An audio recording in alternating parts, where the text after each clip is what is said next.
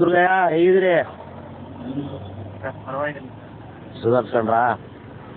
ಹಾಂ, ಯಾಕೆ ಸ್ವಾಮಿ ಇಂಥ ಕೆಲಸ ಎಲ್ಲ ಮಾಡ್ತೀರಾ? ಏನು ಮಾಡ್ತೀವಿ ಸರ್, ಅದು ಲಾಸ್ಟ್ ಟೈಮ್ ಬ್ರ್ಯಾಂಡಿಂಗ್ ಮಾಡಿದ್ವಿ. ಆದರೆ ಯಾರು AWಗಳ ರಿಪೋರ್ಟ್ ಕೊಟ್ಟಿಲ್ಲ, ರಿಪೋರ್ಟ್ ಕೊಟ್ಟಿಲ್ಲ ಇಲ್ಲಿಂದ. ಮತ್ತೆ ಅದೇ ಜಾಗಕ್ಕೆ ಮತ್ತೆ ಬಂದು ಆರ್ಡರ್ ಬಂದರು. ಈಗ ಎಂಪ್ಲಾಯ್ಸ್ ಎಲ್ಲ ನಮ್ಮನ್ನು ಕೇಳ್ತಾ ಇದ್ದಾರೆ. ನಾವು ಅವ್ರಿಗೆ ಯಾವ ವಿಶ್ವಾಸ ಮೇಲೆ ನಾವು ಕೆಲಸ ಮಾಡಬೇಕು, ಜೊತೆಗೆ ಕೇಳ್ಬೇಕು ಅಂತ ಹೇಳಿದ್ರು ಸರ್. ನಮ್ಮೆಲ್ಲ ಎಂಪ್ಲಾಯ್ಸ್ ಮತ್ತೆ ಅವ್ರ ಬಾರೆಲ್ಲ ನಮ್ಮ ಮೇಲೆ ಇದೆ ಸರ್. ನಾವು ಪ್ರಾಥಮಿಕ ಸಂಘ ಅಧ್ಯಕ್ಷರಿದ್ದೀವಿ. ಈಗ ಹಂಗಾಗಿ ನಾವು AW ಸಾರ್ನಿಗೆ ಲೆಟರ್ ಕೊಟ್ಟಿದ್ದೀವಿ ಅವ್ರಿಗೆ. ನಮ್ಮನ್ನ ಬೇರೆ ಕಡೆ ವರ್ಗಾವಣೆ ಮಾಡ್ರಿ, ನಾವು ಅವ್ರಿಗೆ ಕೆಲಸ ಮಾಡೋಕ್ಕಾಗಲ್ಲ ಅಂತ ನಾವು ಲೆಟರ್ ಕೊಟ್ಟಿದ್ದೀವಿ ಸರ್ ಅವ್ರಿಗೆ. ಇಲ್ಲ ಬೆಳಗ್ಗೆ ಬರ್ತೀನಿ ಮಾತಾಡೋಣ ಅಂತೇಳಿ ಬೆಳಗ್ಗೆ ಬಂದಿರ್ತಾರೆ. ಅವರಿಗೆ ರಿಪೋರ್ಟ್ ಮಾಡ್ಕೊಂಡು 7ನೇ ತಾರೀಕು ರಿಪೋರ್ಟ್ ಮಾಡ್ಕೊಂಡಿದ್ದಾರೆ. 8ನೇ ತಾರೀಕು ಬರ್ತೀವಿ ಬೆಳಗ್ಗೆ ನೀವು ಇರಿ ಅಂತಂದ್ರೆ. ಮತ್ತೆ ಏನಂದ್ರು ನಮ್ಗೆ ಔಟ್ ಆಫ್ ಸ್ಟೇಷನ್ ಇದೀವಿ, ನಾಳೆ ನಾವು ಬರೋಕ್ಕಾಗಲ್ಲ ಅಂತಂದ್ರೆ. ಬಂದಿಲ್ಲ ಅಂದ್ರೆ ನಮ್ಮ ಎಂಪ್ಲಾಯ್ಸ್ ಯಾವುದೇ ವಿಶ್ವಾಸದಲ್ಲಿ ಕೆಲಸ ಬರೋಕ್ಕಾಗಲ್ಲ ಅಂತ ಹೇಳ್ತಾ ಇದ್ದಾರೆ. ಎಡಿ ಕಂಡೀಷನ್ ಬರ್ಬೇಕು ಸರ್ ಅಂತಂದ್ರೆ ಅಂತೇಳಿ ಹೇಳಿದಕ್ಕೆ ಅವ್ರು ಬಂದಿರ್ತಾರೆ 8ನೇ ತಾರೀಕು ಬಂದ ಬೆಳಗ್ಗೆ. ಬಂದ ತಕ್ಷಣ ಕೇಳಿದಿರಿ ಸರ್, ನಮ್ಮನ್ನ ಬೇರೆ ಕಡೆ ವರ್ಗಾವಣೆ ಮಾಡಿ ಸರ್ ಅಂತ ಕೇಳಿದ್ವಿ. ಯಾಕಂದ್ರೆ ಅವ್ರ ಮೇಲೆ ನಮ್ಗೆ ವಿಶ್ವಾಸ ಇಲ್ಲ ಸರ್, ನಮ್ಮ ಕೆಲಸ ಮಾಡೋಕ್ಕಾಗಲ್ಲ. ಎಲ್ಲ ಎಂಪ್ಲಾಯ್ಸ್ ವಿಶ್ವಾಸ ಇಲ್ಲ ಅಂದ್ರೆ ಏನು ವಿಶ್ವಾಸ ಇಲ್ಲ? ಲಾಸ್ಟ್ ಟೈಮ್ ಧರಣಿ ಮಾಡಿದ್ವಿ ಸರ್ ನಾವು. ಮಾಡಿದ್ದೀರಾ? ಧರಣಿ ಮಾಡಿದ್ದೀರಾ, ಕರೆಕ್ಟ್ ಹೋಗ್ತೀನಿ. ಆದರೆ ಯಾವ ರೀತಿಯಾಗಿ ವಿಶ್ವಾಸ ಇಲ್ಲ ಅಂದ್ರೆ ನಿಮ್ಮ ಜೀವದ ಮೇಲೆ ವಿಶ್ವಾಸ ಇಲ್ವಾ? ಜೀವದ ಮೇಲೆ ವಿಶ್ವಾಸ ಇಲ್ಲ ಸರ್. ಲೈನ್ ಮೀಟ್ರೆಲ್ಲ ತುಂಬ ಕೆಲಸ ಮಾಡ್ತಿರ್ತಾರೆ. ಆಮೇಲೆ ಈಗ ಒತ್ತಡ ಆಗ್ತದೆ, ಬರೀ ಬೇರೆಯವ್ರು ಅದಕ್ಕೆ ಸಲ ಸರ್ ನಾವು ಮಾಡಿದ್ವಿ, ರೆಡಿ ಮಾಡಿದ್ವಿ. ಅವ್ರು ಕ್ರಿಕೆಟ್ ಮಾಡಿದ್ದಕ್ಕೆ ಸರ್ ಸುಮಾರು 10 ವರ್ಷದಿಂದ ಅವ್ರು ಈ ತರ ಕ್ರಿಕೆಟ್ ಮಾಡಿದ್ದಕ್ಕೆ ನಾವು ಅದನ್ನ ರೆಡಿ ಮಾಡಿದ್ವಿ. ಈಗ ಮತ್ತೆ ಅವರು ಉದ್ಯೋಗಕ್ಕೆ ಕೊಡೋಕೆ ಇಲ್ಲೇ ಯಾಕೆ ಬಂದಿದ್ದಾರೆ, ಏನೋ ಒಂದು ಮಾಡ್ಬೇಕಂತ ಬಂದಿದ್ದಾರೆ ಅವರು. ಅದಕ್ಕೆ ನಾವು ಅವ್ರು ಬೇಕಾದ್ರೆ ಇಟ್ಕೊಂಡು ನೀವು ನಮ್ಮನ್ನ ಬೇರೆ ಕಡೆ ವರ್ಗಾವಣೆ ಮಾಡಿ ಅಂತ ಕೇಳಿದ್ವಿ ಸರ್. AW ಮತ್ತೆ ಸರ್ ಅವ್ರು ಕೇಳಿದ್ರೆ ಅವರು ಬರೀ ಇಲ್ಲ ಸಿಸ್ಟಮ್ ರನ್ ಮಾಡಕ್ ಆಗಲ್ಲ, ನೀವು ಮಾಡಲೇಬೇಕು ಅಂತ ಬಹಳ ಒತ್ತಡ ಮಾಡಿದ್ರು ಸರ್. ಇಲ್ಲ ಸರ್ ನಮಗೆ ಬೇಕಾದ್ರೆ ನಾವು ಕೆಲ್ಸಕ್ಕೆ ಹೋಗಲ್ಲ, ಬೇಕಾದ್ರೆ ಸಸ್ಪೆಂಡ್ ಮಾಡಿದ್ ನೀವು ಅಂತ ಕೇಳಿದ್ರು ಸಹ ಹಂಗೆಲ್ಲ ಮಾಡಕ್ ಬರಲ್ಲ, ಹಿಂಗ ಮಾಡ್ಲೇಬೇಕು. ಮತ್ತೆ ಇಲ್ಲ ಅದನ್ನು ಬರ್ಕೊಡ್ರಿ ಅಂತೇಳಿ ಒತ್ತಡ ಮಾಡಿ ನೀವು ಬರ್ಕೊಡ್ರಿ, ಅಂದ್ರೆ ನಾವು ಮಾಡಕ್ ಆಗಲ್ಲ ಅಂತ ಇಟ್ಕೊಂಡಿದ್ದೀವಿ ಈ ರೀತಿ ಅಂತೇಳಿ. ಹಾ ಇಲ್ಲ ಸರ್ ನಾವು ಬರ್ಕೊಡಕ್ ಆಗಲ್ಲ, ಆಲ್ರೆಡಿ ನಿಮ್ಗೆ ಲೆಟರ್ ಕೊಟ್ಟಿದೀವಲ್ಲ ನಾವು.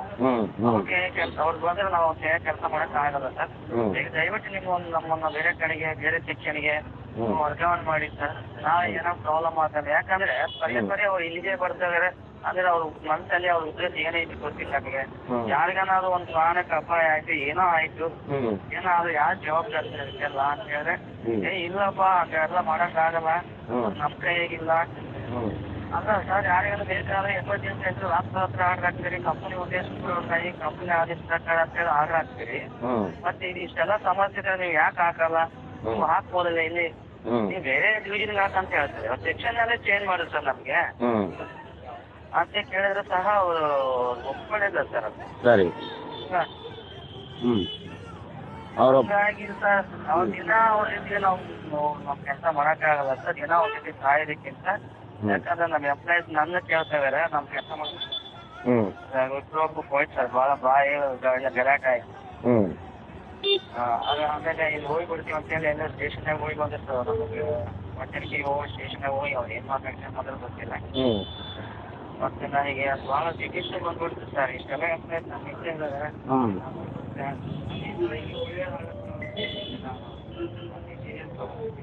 ಹೌದು ದುರ್ಗಯ್ಯನವ್ರೆ, ನಿಮ್ಮಿಂದ ಒಳ್ಳೇದಾಗಬೇಕು ಹೋಗ್ತೀನಿ. ಆದರೆ ನೀವೇ ಹೋದ್ಮೇಲೆ ಅಕಸ್ಮಾತ್ ಹೆಚ್ಚು ಕಡಿಮೆ ಆಗಿದ್ರೆ ನಿಮ್ಮ ಕುಟುಂಬಕ್ಕೆ ಆಧಾರ ಯಾರು? 4 ಮಂದಿಗೆ ಒಳ್ಳೇದ ಸರ್, ನಮ್ಮಿಂದ ಒಳ್ಳೇದಾಗ್ತದೆ ಸರ್. ಈಗ ನಮ್ಮ ಕುಟುಂಬ ಯಾರು ದೇವ್ರದ್ದೇ ಇರ್ತಾನೆ ನಾವು. ಹಂಗೆ ಇವಾಗ ಅವ್ರು ಒಳ್ಳೇದಕ್ಕೆ ನೀವು ಬಯಸಿದ್ರೆ ನಿಮ್ಮ ಕುಟುಂಬದ ಒಳ್ಳೇದಕ್ಕೂ ನೀವು ಬಯಸ್ಬೇಕು ದುರ್ಗಯ್ಯನವ್ರೆ. ಆ ಥರ ಎಲ್ಲ ಸಡನ್ ಆಗಿ ಡಿಸಿಷನ್ಗಳು ತಗೊಳೋದು ಹೆಚ್ಚು ಕಡಿಮೆ ಮಾಡ್ಕೊಂಡ್ರೆ ಕುಟುಂಬಕ್ಕೆ ಯಾರು ಆಗಲ್ಲ ಸ್ವಾಮಿ. ತಪ್ಪದು ಮಾಡಿದ್ದು ಆಯಿತು, ಇವಾಗ ಆಗಿದೆ, ಸುಧಾರಿಸ್ಕೊಂಡೇ ಇದ್ದೀರ ತಾನೆ ಇವಾಗ? ಏನು ತೊಂದರೆ ಇಲ್ವಲ್ಲ, ಜೀವಕ್ಕೆ ಅಪಾಯ ಇಲ್ವಲ್ಲ? ಇಲ್ಲ ಸರ್, ರಿಪೋರ್ಟ್ ಕ್ಲಿಯರ್ ಅಂತ ಬಂದಿದೆ ಸರ್. 40% ಇದೆ ಅಂತ ಹೇಳಿದ್ರು ಸರ್, ಕ್ಲಿಯರ್ ಆಗಿದೆ. ಓಕೆ, ಇವಾಗ ಏನು ಹಾಸ್ಪಿಟ್ಲಲ್ಲಿ ಇದ್ದೀರಾ ಮನೇಲಿದ್ದೀರಾ? ಮನೆ ಡಿಸ್ಚಾರ್ಜ್ ಆಯಿತಾ? ಸರಿ. ಸುಧಾರಿಸ್ಕೊಳ್ಳಿ. ಇವಾಗ ಏನು ನಿರ್ಧಾರ ಮಾಡಿದ್ದಾರೆ ಇವಾಗ? ಸರ್ ಹೇಳಿದ್ವಿ ಸರ್ ರಿಲೀವ್ ಆಗ್ತಿರೋದು ರಿಲೀವ್ ಅವರು ಬರ್ತಿಲ್ಲ ಸರ್. AW ರಿಲೀವ್ ಆಗ್ತಾರಾ? ಅದೇ ಸರ್ ನಾನು ರಿಚಾರ್ಜ್ ಆಗ್ತಾ ಅಂತ ಫೋನ್ ಮಾಡಿದ್ದೀನಿ ಸರ್. ಹಾಂ ಸರಿ ಸರಿ ಸರಿ. ಆಯ್ತಪ್ಪ ಆಯ್ತು ಬಿಡಪ್ಪ. ಹ್ಞೂ ಈಗ ಅವ್ನಿಗೆ ಕೇಳಿದ್ದೆ ಸರ್ ಏನು ಸರ್ ಏನು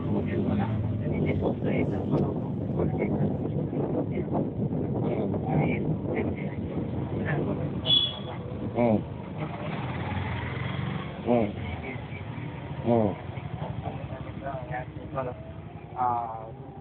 ಪ್ರಾಪರ್ ಚಾನಲ್ ಕಳಿಸ್ಬೇಕು ಅವೆಲ್ಲ ಹ್ಞೂ ಎಲ್ಲರಿಗೆ ಹೇಳಕ್ಕಾಗಲ್ಲ ಅಂತ ಹೇಳಿ ಹೇಳಿದ್ರು ಸರ್.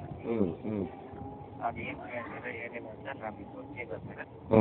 ಅದಕ್ಕೆ ನೀವು ಏನಾರ ಅವರಿಗೆ ಏನು ಇಷ್ಟೆಲ್ಲ ಅನಾಹುತ ಖಂಡಿತ ನಾನು ನಿಮ್ಮ ಚೀಫ್ ಅವ್ರಿಗೆ ಮಾತಾಡಿದ್ದೀನಿ ಇದು ಯಾವ ರೀತಿ ಸರ್ ಅಂತ.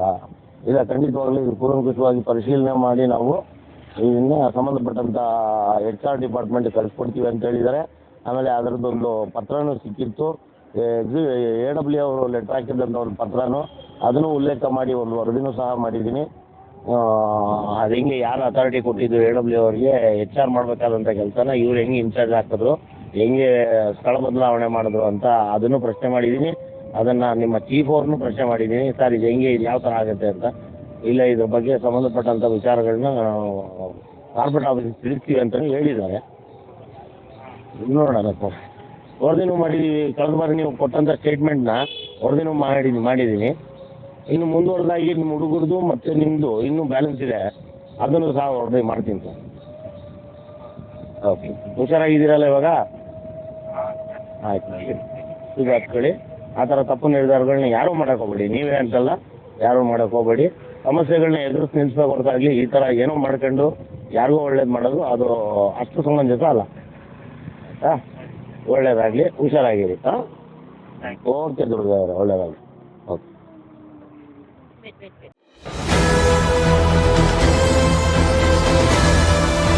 ನಿಮ್ಮ ವಾಣಿ, ಇದು ಕನ್ನಡಿಗನ ಧ್ವನಿ.